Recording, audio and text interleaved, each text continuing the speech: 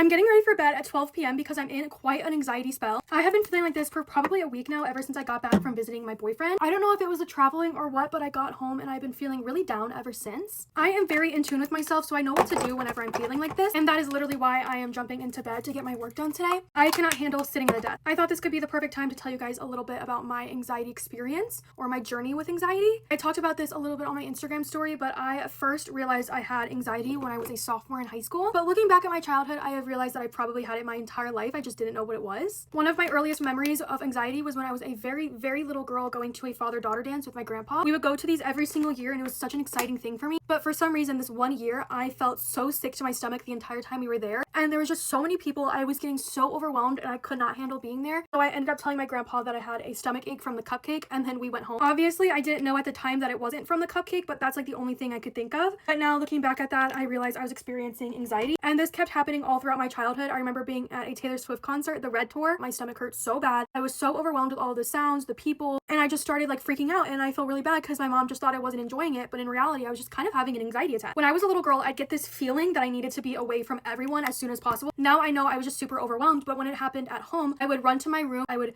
close my closet door and hide in there with my cat. My mom would drop me off at grade school in the morning and I would cry, like full on sob while walking up the stairs to go to my classroom, just because I could not handle it. I didn't want to be around people. I was getting so nervous and anxious, and I would work myself up so much that I would have to sit in the bathroom at like 10 years old. This never changed throughout my years of growing up. I remember hiding in the bathroom in high school, or I would hide in empty classrooms just because I could not handle school anymore. So I got to the point of me being a sophomore and I was getting my license, I was starting to drive, and my mom really realized that I was really struggling. I could not do anything alone. I always had to have someone there with me to tell me every step of the way. Like, I'm talking, I could not order at restaurants. People had to order for me. I was like so embarrassed and like overwhelmed at the thought of ordering food and like getting something wrong. I don't know. One of the worst things was making returns. I would buy something and my mom would be like, okay, you have to return it, but I could not do a return. Like, genuinely, even the thought of it now kind of scares me. That's why I'm so happy with all of the online stuff. I can just send it in to get returned. But it was absolutely debilitating. So my mom took me to the doctor and it turned out I had anxiety and like signs of depression. So that was what I was struggling with the entire time. I did go on medication for my anxiety for a while, but I did end up getting off of the medication. Medicine is so amazing. It works for so many people. I highly recommend being medicated. Flash forward, I'm in college. It's happening all again, sophomore year of college. It gets so bad that my mom has to drive to Alabama